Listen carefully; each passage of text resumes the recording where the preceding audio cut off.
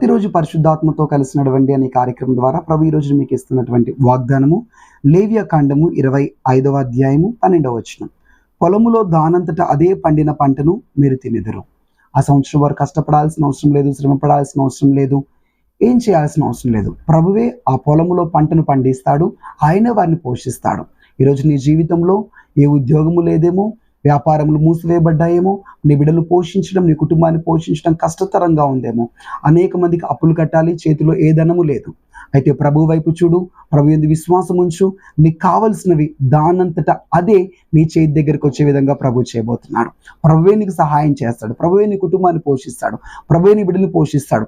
కేవలం నువ్వు ఆయనకి ఇష్టడిగా జీవించు, విశ్వాసం ఉంచు, మోకరించి ప్రార్థన చేయి. ప్రభా, ఇజ్రాయేల్ను పొలంలో దానంతట అదే పండిన పంట ద్వారా పోషించావు కదా, నా జీవితంలో కూడా నాకు కావలసినవని నాకు సహాయం చేయమని అడగండి. ప్రభు అటు విధమైన ఆశీర్వాదాన్ని మీకు అనుగ్రహించును గాక.